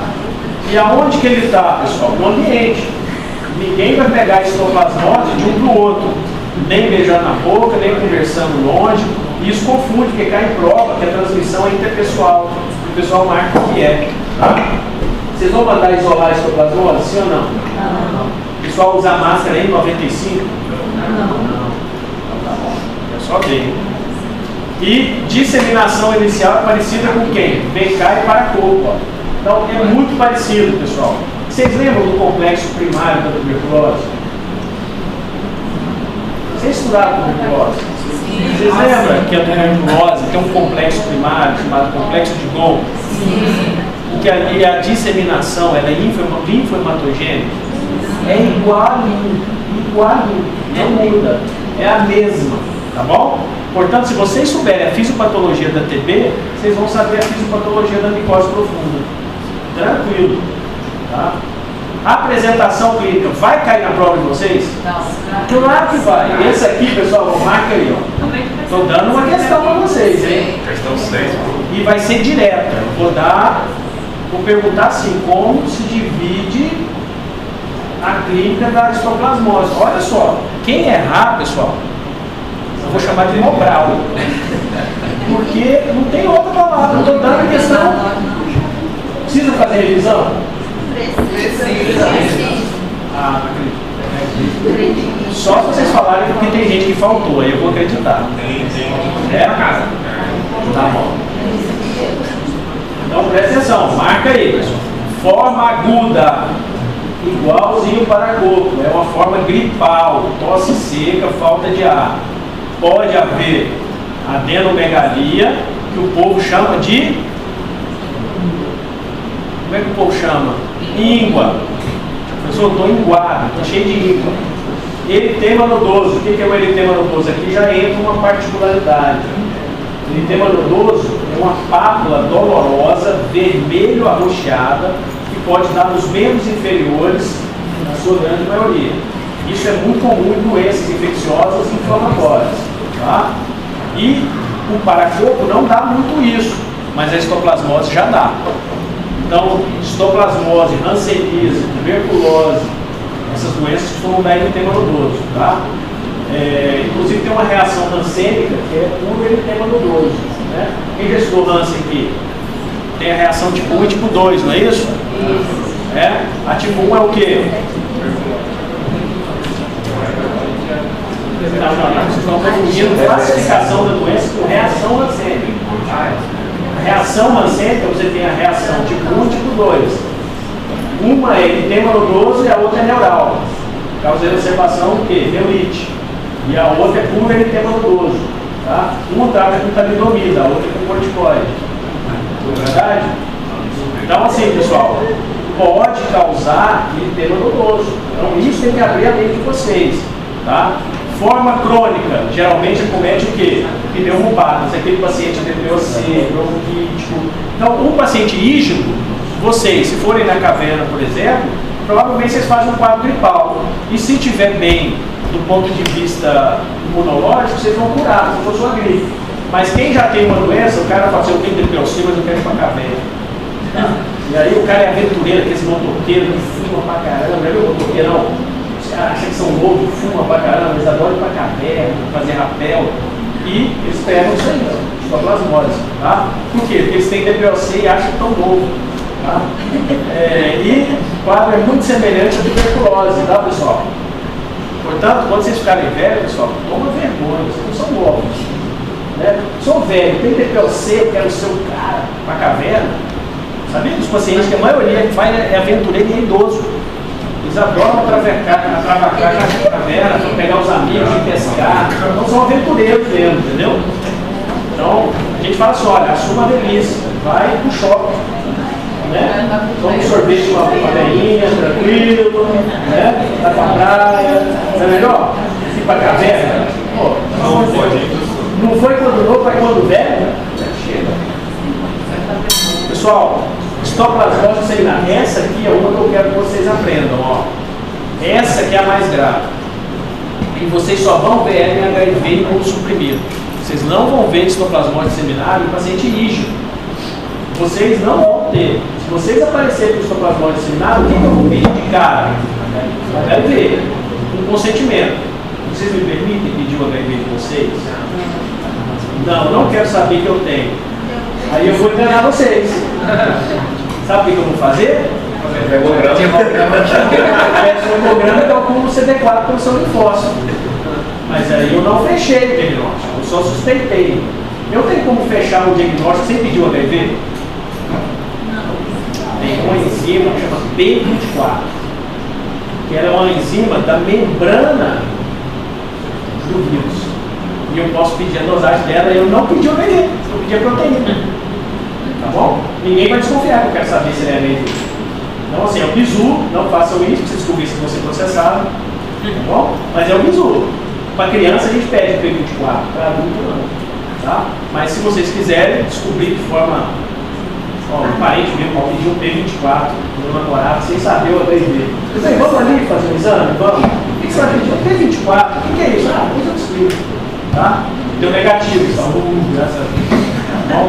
Pessoal, então febre, calafrio, tosse, adenomegalia, hepatoespleno, então é um quadro de uma mononucleose disseminada, grave, e o paciente pega até a medula dele. O fungo invade a medula e faz uma pancitopenia. Tá? Então baixa leucócito, baixa plaqueta, baixa hemoglobina, como se fosse um quadro medular.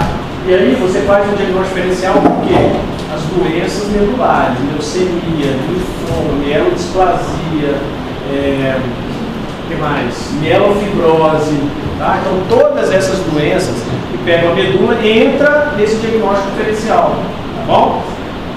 Vocês já tiveram hemato? Já tiveram aplasia medular? Esse aqui é um quadro bem parecido com a aplasia medular. Tá? Só que você vai pegar um paciente HIV, imunossuprimido, um quadro desse, o que vocês vão pedir? Sorologia para histoplasmose. Tá bom? Então, a forma subaguda, você também tem lesão destrutiva em pulmão, olha só como ele é agressivo. Eu nunca vi uma histoplasmose disseminada sair vivo, a maioria morre. Por quê? É muito grave. Tá? O paciente faz lesão destrutiva no pulmão, nos vasos, no intestino, adrenal e lesão cutânea mucosa também. Quem aqui, se estiver dermato? Vocês já ouviram falar de molusco contagioso? Vocês lembram do aspecto do molusco? E uma lesão umbilicada, uma pápula com umbilicação central, não é isso? É a lesão da histoplasmose. Inclusive, quando vocês verem um HIV com uma lesão parecendo um molusco contagioso, disseminada, com febre, perda de peso, adinamia, hepatoespleno, o que vocês vão pensar? Histoplasmose disseminada. Bom? Ó, quadro mais branco, pouca relação com HIV. Mas, se o quadro for disseminado, pensar em HIV. Tá? Então, toda lesão fúngica, pessoal, vou fazer um holístico aqui com vocês. Lesão cutânea mais pulmão é igual fungo. Então, esse é o bizu para vocês não perderem o diagnóstico. Olhou a pele, viu o pulmão, é igual a fungo. Tá? Abriu a boca, tem lesão, opa, é paracorpo. Porque a histoplasmose não pega tanto o corpo quanto pega o paracorpo. Tá? Pode simular todos os padrões de tuberculose. Então, é uma doença mimetizadora da TB. Doença fúngica mimetiza a TB. É isso que vocês têm que ter em mente. Por isso que o diagnóstico de tuberculose é tão importante, porque às vezes o fungo pode estar presente e vocês tratarem como TB. Tá? O mais importante é o aumento da ECA. O que é ECA?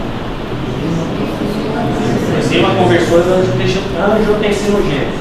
Tá? Essa enzima aqui, pessoal, ela aumenta só em duas situações, ou na sarcoidose ou na histoplasmose. Então, se cair numa prova ECA, você só ele vai perguntar sarcoidose ou ele vai perguntar de histoplasmose. Se o quadro clínico for infeccioso, histoplasmose. Se for imunológico, sarcoidose. Tá bom? Isso é uma cultura, isso aí não tem muita importância prática, que ninguém pede ECA para ninguém, nunca vi.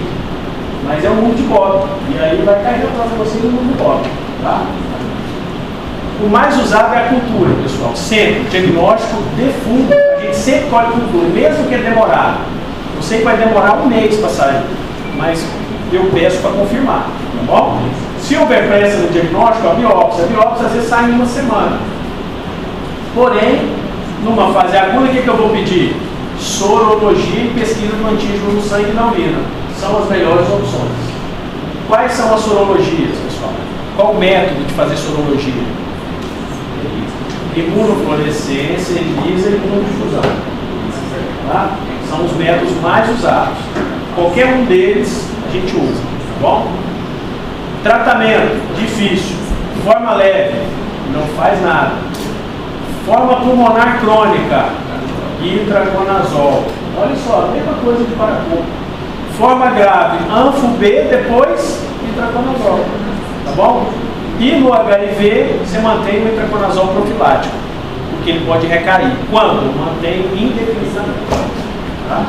Mas não muda. Então, se cair na prova, pessoal, tanto paracorpo quanto histoplasmose, o tratamento não vai mudar. É itraconazol e anfo-B. Qual o exemplo que eu dou para vocês? Doutor, eu vou subir um morro na Rocinha. O que o senhor vai me dar? Eu vou te dar uma pistola, vou te dar um fuzil. Qual fuzil o senhor vai me dar? Vou te dar um M16. Opa, vamos lá. Agora você vai no morro do Alemão.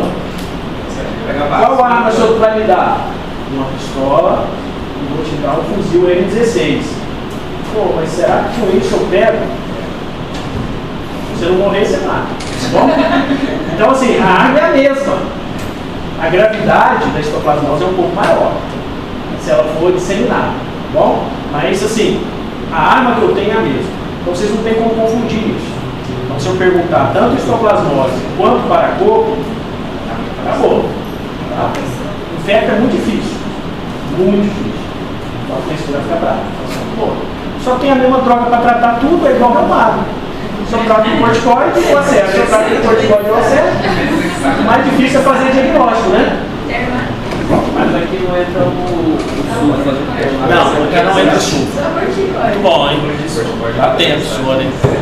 Pessoal, não tem sulfa aqui. Tá? Portanto, para coco eu ainda posso levar um 38. Aqui não. Tá bom? Então, a histoplasmose pulmonar crônica, isso é um X horrível, mas você vê que está disseminado também e tende a pegar mais terço médio. Tá bom? Pode pegar ápice e pode cavitar. Tá vendo a cavitação aqui? Ó? O que eu quero dizer com isso aqui? Que ele pode simular qualquer coisa da tuberculose. Eu posso olhar e falar, é TB. Duvido que alguém não pegue uma radiografia dessa e fale que não é TB. Todo mundo vai falar que é TB. Tá? Mas não é, é uma histoplasmose. Olha aqui, olha o tanto de cavitação aqui, ó, na tomografia. Tá? Ó. Então, assim, ela pode mimetizar qualquer doença, principalmente a tuberculose. Então, não, ela não tem característica clássica para você dizer. Tá? Ela pode aparecer como qualquer padrão, diferente do paracorpo, que tem aquele padrãozão em asa de borboleta. Você pode colocar no tratamento. Lá nós tínhamos lá até 24 meses e tal, e mesma coisa. Mesma coisa. Esses fungos crônicos todos são de 6 a 24. De 6 meses a 24 meses. Tá? E esse último ali não tem traconazol, mesmo depois do tratamento? Na fase no grave, no paciente grave. Se ele sair, eu inicio o ANFO-B e termino com o itraconazol. Normalmente essas doenças graves eu tenho uma fase de indução, igual quimioterapia. Eu induzo com uma dose e mantenho com outra. Tá bom? Só que aqui eu induzo com ANFO, eu dou um tiro de canhão, depois eu entro com a escopeta. Tá bom? Então primeiro eu abro o caminho, depois eu vou mais tranquilo. Mas aí eu mantenho por longo tempo. Pessoal, criptococo. Essa doença aqui, por que eu botei ele para vocês? É um fungo também relacionado à ave, cocô de pássaro, muito parecido com histoplasmose, a modo de transmissão. Porém, o criptococo a gente vai ver mais meningite. Eu não vou ver muito a parte pulmonar. Aonde que eu vou ver criptococose pulmonar? No paciente HIV. Portanto, para a gente da pneumologia, não tem uma importância clínica, porque isso acaba caindo para o infecto. Tá? Agora, o criptococo neurológico é o clássico da infecção benigna do paciente com HIV. Tá? Mas tem a parte pulmonar? Tem. A parte pulmonar que é igualzinho TB também. A maioria é assintomático, forma leve nos pacientes que são imunocompetentes. Tá? E você, qual o aspecto dele? É nodular. Diferente da histoplasmose do paracoco, o criptococo costuma dar nodulação. Então você vai ver lesão macro e micronodular no pulmão. O que chama atenção, você fala, opa, histoplasmose não costuma dar isso. Paracoco não costuma dar nódulo, mas o criptococo costuma dar. Tá? Então, olha aqui, ó, criptococo pulmonar, a maioria é sintomático e sintomas leves. Os achados principais, nódulos, únicos ou múltiplos. Criptococo extrapulmonar, mais comum é meningoencefalite subaguda. Essa aqui que é a danada. E o criptococo disseminado, que é no imunodeprimido, pode envolver mais de um órgão. Pode pegar retina, coração, pulmão, suprarrenal, tudo. Tá? Quando que vocês vão ver isso? Só no superior. Exame fresco após coloração. Vocês vão ver que o exame é a tinta da Índia, ou nanquim, que você usa para fazer o diagnóstico de criptococo. Né? O exame é fresco. Tinta da China, falei China? Índia. Tá ali, né? Tá perto, né? Os dois populosos ali, né? Exame fresco ou após coloração, tá? Cultura, teste sorológico. Vocês vão pedir o que, pessoal, na fase aguda? Sorologia, tá? Ninguém vai esperar cultura para fazer diagnóstico. PCR do líquido, escarro, sangue, lavado broncoalveolar e aspirado. Essas doenças, pessoal, quando pega pulmão, a gente acaba pedindo lavado broncoalveolar. Por quê? A gente não consegue fazer um diagnóstico no Brasil tão simples. Porque quando o cara desse aparece, descarta TB, não é TB, aí você fala, poxa, não sei o que é. Ah, deve ser TB, que já curou, está melhorando. Ninguém pensa em fungo, é impressionante. Tá? E acaba que às vezes você pede uma broncooscopia para pegar o material para você fazer o diagnóstico. Sendo uma sorologia já resolvida. Né?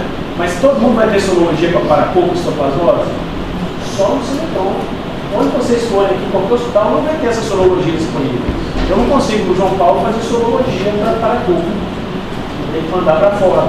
Tá? Então isso dificulta muito a gente fazer o diagnóstico.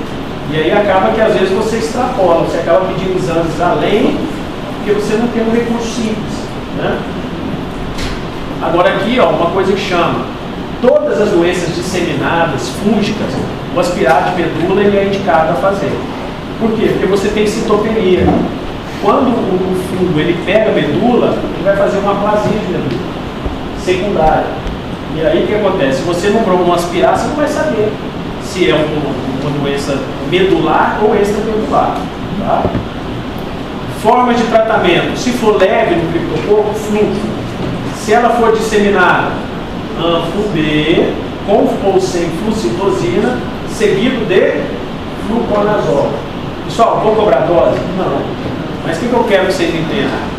Que eu tenho uma fase de indução com anfo-B e mantenho com fluconazol. Aqui mudou. Lá era itra, aqui passou a ser flu. Tá? Mas as duas são a mesma classe. Só que vocês não vão botar itraconazol para coccidiose ou micose na prova. Vão botar o quê? Nada? Vocês acham que vão cair? Hã? Vai cair na prova? Não vai cair, pessoal.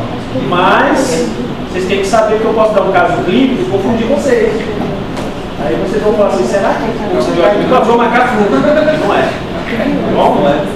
Então, fluconazol, onde eu vou usar? Só na criptococose. Tá? Agora vamos nas manifestações oportunistas. Pessoal, a pneumonia é bem tranquilo, né? Hã? A paca é tranquilo? Eu tenho uma dúvida dessa cripto aí. A cripto, ela tem a sorologia também? Tem sorologia para criptococos. Tem. Só que, o mais usado é a coloração. Tá? Pessoal, deixa eu só atender aqui 2 minutinhos.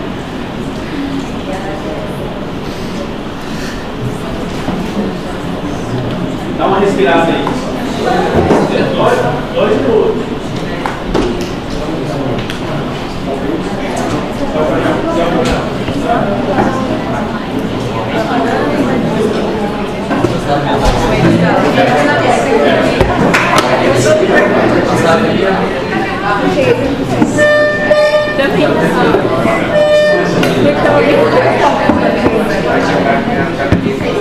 Tinha acabado de deixar aqui na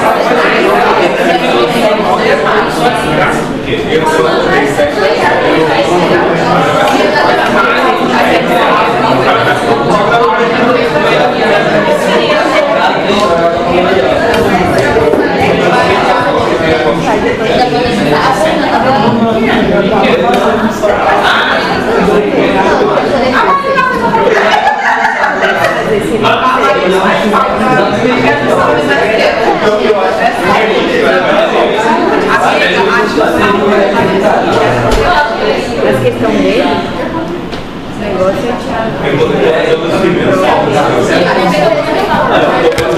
Ferrou, Gabi? foi mesmo. Indipo, foi? O convênio. Nossa, ele ia contar uma coisa. Deixa a gente pegar um café. Vai acabar. Deixa a gente beber um café. Quando a pessoa chega, a gente pode ir no banheiro. Já começa a dar um café, hein? Vocês querem tomar um café? Sim. Não, mas já vai Deixa eu só aproveitar o café, olha, não tomar um café. Deixa eu só terminar isso aqui, eu prometo pra vocês que é rapidaço, já tá acabando. 2 segundos. Não, você já vai estar aqui, né? Pessoal, eu vou voar então, olha só. Principais manifestações da doença oportunística, tá? Isso aqui é mais comum no HIV, então vamos pro que interessa. Você lembra que eu falei para vocês de uma pneumonia que parece asa de morcego, que tem um diferencial com o paracorpo? É esse danado aqui, ó. Isso, guarda isso, você vai ficar em prova de qualquer lugar de concurso que você tiver na vida. Chama pneumocistose. Vocês vão estudar isso no HIV. É a principal infecção pulmonar oportunística do HIV, tá?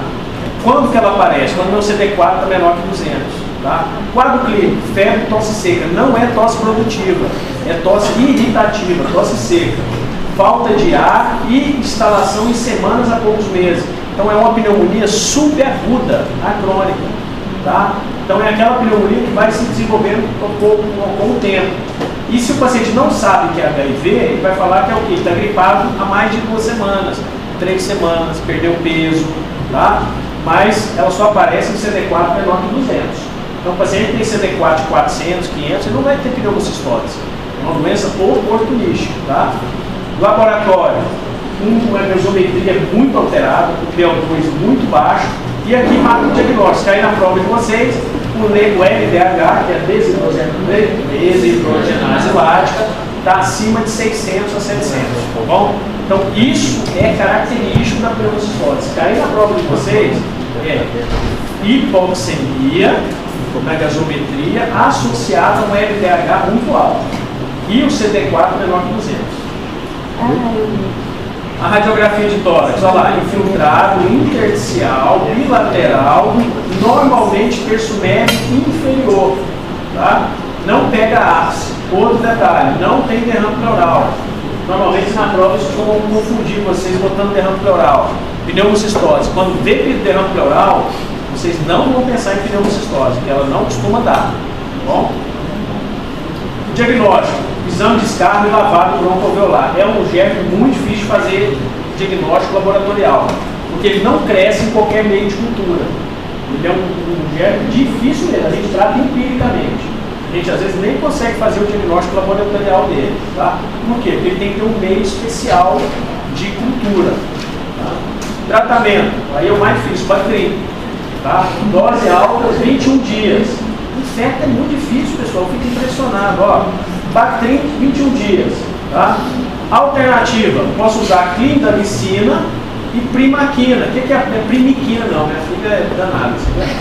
É primaquina, tá? Que é o mesmo que trata a malária, tá bom? Ou pentamidina, ou dapsona mais trimetropin ou atovacona. Pessoal, não vou cobrar isso, mas na Infectas vou cobrar isso de vocês, tá bom? Principalmente essa alternativa aqui, ó, a atovacona. Eles colocam como sendo o quê? Uma alternativa para o paciente ter alergia a sulfa, ou não pode usar primaquina, tá? Ou vocês vão usar dapsona com trimetropina ou atovacona, tá bom? Quando que eu uso corticoide? Quando minha gasometria mostrar um PO2 menor que 70. Então, se eu pegar uma gasometria do paciente com pneumocistose e o meu PO2 for menor que 70, eu estou autorizado a iniciar o tratamento com corticoide. Qual corticoide? A prednisona. Bom, não vou cobrar isso de vocês, mas vocês têm que saber que isso vai ser cobrado de vocês na IFEC. Tá? Profilaxia, pessoal. CD4 menor que 200, candidíase oral ou febre de origem determinada por mais de 2 semanas. Tá? Primeira vez. Na segunda vez, sempre. Tá? E profilaxia pode ser suspensa quando o CD4 estiver maior que 200 por mais de 3 vezes. Quarta droga de escolha, sulfametropina. Dapsona e pentamidina são alternativas. Logo, a profilaxia é com alternado por tempo determinado, desde que o CD4 fique maior que 200. Bom, aspergilose, eu já dei aula para vocês, é um fungo filamentoso, só vai dar aspergilose invasiva em pacientes neutropênicos, paciente que faz transplante de medula, leucemia, não vai dar em qualquer paciente. Então, a aspergilose tem várias formas de acontecer. Tem a aspergilose disseminada, tem a aspergilose invasiva, tem a aspergilose broncopulmonar alérgica, que é um quadro igualzinho de asma. O que a gente vai focar aqui é a aspergilose invasiva. Tá? Então, é causado por um fungo filamentoso do gênero Aspergillus, espécie patogênica é o Aspergillus fumigatus. Bom, vocês estudaram, Mar? Vocês estão estudando o que, né, Mar? Anemia. Agora vai Vocês ser ainda estão anemia ainda? Vocês já estão aqui amigos, estão estudando anemia. Hoje vai ser a primeira aula. Ah, então vocês não entraram ainda oncohemático, não. Agora vocês vão estudar isso aqui, ó, porque essa danada aqui, ela é relacionada, sabe a quê? Ela é relacionada à quimioterapia e transplante de medula. Paciente que morre de transplante de medula morre de aspergilose.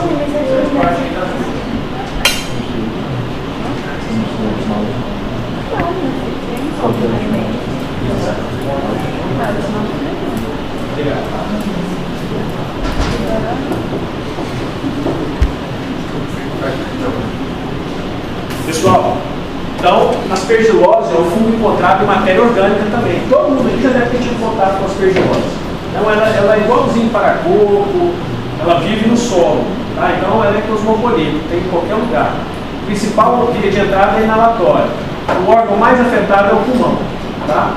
Depois, pode disseminar para a corrente sanguínea. O ambiente hospitalar está relacionado com a transmissão de doenças de indivíduos, o quê? Imunocomprometidos. Então, não é qualquer um. O paciente normalmente é hematológico, associa isso com hematologia. Neutropenia prolongada, então aquele paciente com aplasia de medula, leucemia linfocítica, leucemia mieloide aguda, LLC, transplante de órgão, tá? E distúrbios hereditários da função neutrofílica. Sintoma, tosse com catarro, igualzinho TB. Tosse com catarro e hemoptise. Se cair, paciente neutropênico. Com hemoptise, o que vocês vão pensar? Aspergilose invasiva. Bom, é um quadro igualzinho TB no imunocomprometido, neutropênico hematológico. Tá? A forma, broncopulmonar alérgica, que é a mais comum. Essa aqui não é uma aspergilose invasiva. Tá? Essa aqui ela causa igualzinho uma doença crônica, fúngica, intersticial, que a gente estudou lá nas pneumonias intersticiais. A forma necrotizante, semi-invasiva, que parece muito a tuberculose, e essa que a gente vai focar, que é invasiva. Acomete indivíduos imunocomprometidos, transplantados de medula óssea, quimioterapia, câncer, doses elevadas de corticoide. E ele se dissemina para onde? Para tudo quanto é órgão. Bom, sendo que o meu aqui, claro, vamos focar no pulmão. Né? Então, a clínica é cultura, biópsia, e tem uma aqui, isso aqui cai em prova. Tá? Já vou adiantar uma questão de hemato para vocês aqui. Como é que você faz o diagnóstico desse fungo laboratorialmente? Usando essa danada aqui, ó, galactomanana. O que é isso? É uma proteína que tem em volta da membrana do fungo. Faz parte da parede do fungo. Então eu doso o antígeno dele. Tá bom? Então guarde esse nome. Galacto não é de leite, não. Tá? Mas é só para vocês gravarem. Galactomanana. Radiografia e TC. A TC é a mais sensível, tá? Vocês vão ver que tem uma imagem chamada fungus ball, que é uma caverna infectada com aspergilos, tá? A TC é feita se houver suspeito de infecção paranasal. Ó, uma bola de fungo móvel dentro de uma lesão cavitária. Então, quando você pegar uma lesão cavitária, que tem um componente nodular dentro dessa cavidade, pensar nesse danado aqui da aspergilos. Chama o que? Fungus ball, bola fúngica, tá bom? Aqui está um aspecto, ó. O que chama a atenção da aspergilose? Vocês estão vendo que tem um nódulo aqui? Não. Em volta do nódulo não tem vidro fosco? Então, o nódulo, o vidro fosco em volta, chama sinal do halo. Isso é tipo de aspergilose invasiva. Isso aqui despeita em prova, pessoal. Sinal do halo. Tá? A cultura é histopatologia, tá? Aí isso aqui depois vocês dão uma lida, dosagem de galactomanano, tratamento, para acabar. Voriconazol é a droga de escolha. Voriconazol, mas eu posso usar isavuconazol. Anfo-B, pessoal, posso usar? Sim. Nas formas muito graves eu vou usar ou voriconazol ou anfo-B. Equinocandinas só quando resgate. Quais são as equinocandinas? Cascofungina, micafungina e amidulafungina. Todas fungina, tá bom? Vocês já estudaram isso? Na farmácia, não passou tudo isso? Sim. Tá. Então, às vezes eu tenho que tirar esse fungo cirurgicamente, tá? Ele forma uma cavidade ali, forma essa bola dentro da cavidade e eu só consigo ressecando. Mas a droga para forma muito grave é a anfo-B, eu uso para todo mundo, formulação lipídica. E o voriconazol, que é a droga escura, tá? Em geral, escola para grave ou para todos? tanto grave quanto paciente tranquilo, tá? Porque ela é sempre grave. Quando eu falar para você de aspergilose invasiva, ela nunca é tranquila. Ela é sempre hospitalar e o paciente é sempre imunocomprometido. Tá bom? Pessoal, anfo-B também é eficaz, embora ela é tóxica, é aquilo que eu falei. Ela é cheia de efeito colateral. Por isso que a gente tem que usar mais o voriconazol, porque tem menos efeito colateral. Fluco itraconazol a gente usa muito pouco ou nada para paciente com aspergilose. Agora, se não resolveu com anfo-B e nem com vórico, aí eu vou para a cascofungina, que é a equinocandina. Eu uso como terapia de resgate. Tá? Aí os aspergilomas, que é aquele fungus ball, tá? Não responde à terapia sistêmica, às vezes eu tenho que ressecar como? Cirurgicamente. O paciente morre de hemorragia, morre de hemoptise, porque sangra muito. Tá? Vocês já ouviram falar de aneurisma de Rasmussen? É um aneurisma que forma dentro da cavitação, ele pode romper e sangrar abundantemente. Tá? Pode considerar profilaxia com itraconazol e posaconazol. Obrigado, de nada. Eu sei que vocês estão cansados. Eu ia dar tempo hoje, pessoal. Dá tempo para eu começar. Bora? Pessoal, vocês Posso falar vai ser técnico? Vai. Aí eu sou acionado para a cobra de renda.